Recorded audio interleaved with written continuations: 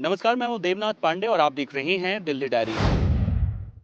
आज देश के राष्ट्रपति द्रौपदी मुर्मू ने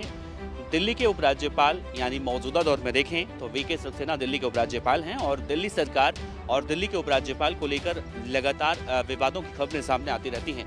लेकिन केंद्रीय गृह मंत्रालय की दखल के बाद 3 सितंबर 2024 यानी कल देर रात एक नोटिफिकेशन जारी किया गया है,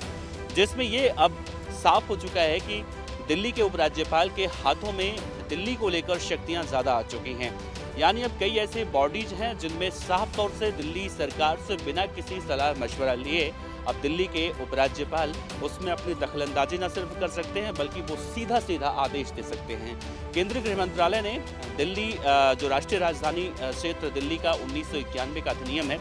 उसी हिसाब से ये नोटिफिकेशन जारी किया है और जैसे ही ये आदेश राष्ट्रपति ने लागू किया, जैसे ही दिल्ली के उपराज्यपाल को इतनी शक्तियां मिली, वैसे ही एमसीडी के 12 निकाय के जो चुनाव थे वो भी आज कराए गए हैं। उसके लिए आज ही पीठासीन अधिकारी दिल्ली के उपराज्यपाल ने नियुक्त कर दिए हैं। साफ तौर से एक बात और देखी जाती है कि जब जब दिल्ली के उपराज्यपाल और दिल्ली सरकार के बीच में आपसी मतभेद की खबरें निकलकर सामने आती हैं तो हर बार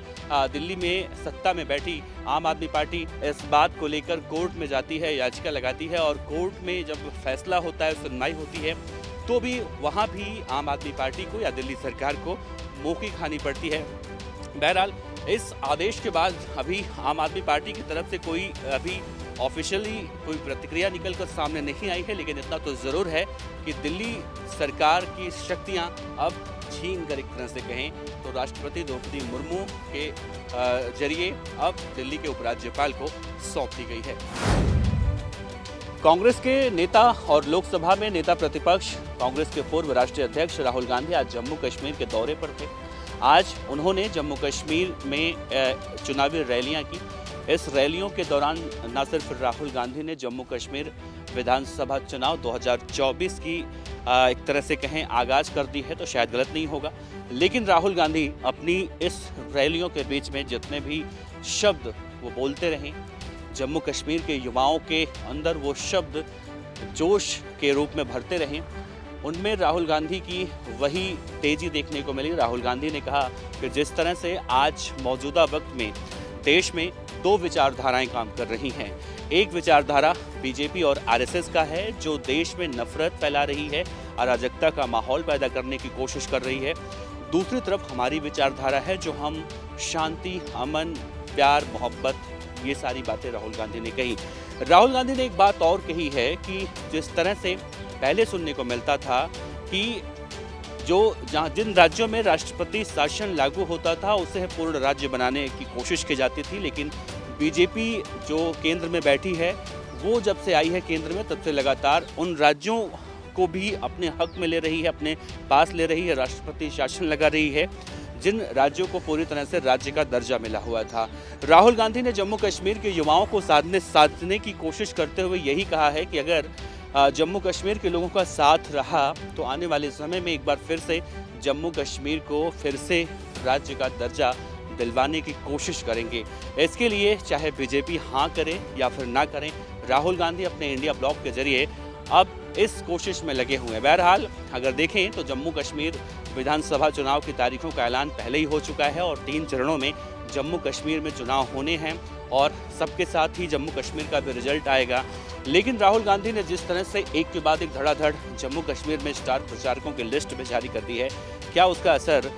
राहुल गांधी को फायदेमंद होता दिखाई देगा या फिर जम्मू कश्मीर में बीजेपी इस बार बाजी मारने वाली है? अब आने वाले समय में देखने को ज़रूर मिलेगा कि राहुल गांधी की इस मेहनत का या फिर इस नफरत, मोहब्बत, प्यार और अराजकता जितने भी भाषण दिए जा रहे हैं इन सब का परिणाम कैसा होता है। हरियाणा विधानसभा चुनाव की तारीखों के ऐलान के बाद आज एक तस्वीर बहुत जमकर वायरल हो रही है। ये तस्वीर है विनेश फोगाट और बजरंग पुनिया। विनेश फोगाट और बजरंग पुनिया वही हैं जिन्होंने देश का नाम रोशन किया है विदेशों में और अब राहुल गांधी के साथ इनकी तस्वीरें सोशल मीडिया पर जमकर वायरल हो रही हैं, जिसके कयास बहुत पहले से ही लगाए जा रहे थे और इस बात की संभावना अब जताई जा रही है कि विनेश फोगाट कांग्रेस के टिकट पर अब चरखी दादरी से हरियाणा के विधानसभा चुनाव लड़ सकती हैं। दूसरी तरफ बजरंग पुनिया भी बादली से टिकट मांग रहे हैं, लेकिन राहुल गांधी चाह रहे हैं किसी जाट बाहुल्य इलाके से अगर बजरंग पुनिया को उतारा जाता है तो उस सीट पर कांग्रेस की जीत पूरी तरह से सुनिश्चित हो जाएगी। बहरहाल कयासों का दौर पहले से ही लगाया जा रहा था और ये तस्वीर जब निकलकर सामने आई तो ये कहीं ना कहीं अब पुख्ता हो चुका है कि विनेश फोगाट कांग्रेस में बहुत जल्दी शामिल हो सकती हैं। ऐसे में राहुल गांधी के आज जम्मू कश्मीर के वापस आने के बाद इस पर भी कोई औपचारिक ऐलान किया जा सकता है और इस बात की पूरी संभावना जताई जा रही है कि हरियाणा के चरखी दादरी विधानसभा सीट से विनेश फोगाट को कांग्रेस अपना टिकट देकर अपने पार्टी के बैनर तले वहां पर उतारकर जीत दर्ज करने की कोशिश करेगी। दूसरी तरफ देखा जा रहा है कि हरियाणा कांग्रेस के अंदर अब एक और बातें निकलकर सामने आ रही हैं कि हरियाणा में कांग्रेस पार्टी और आम आदमी पार्टी के गठबंधन को लेकर असमंजस की स्थिति बनी हुई है और ऐसे में कई राज्यों के कांग्रेस के नेता इस बात की मांग कर रहे हैं कि आम आदमी पार्टी के साथ गठबंधन न किया जाए।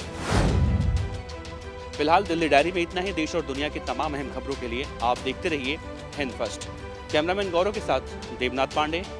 हिंद फर्स्ट, दिल्ली। इस तरह की और वीडियो देखने के लिए हमारे YouTube चैनल को सब्सक्राइब करें और बेल आइकन को दबाना ना भूलें।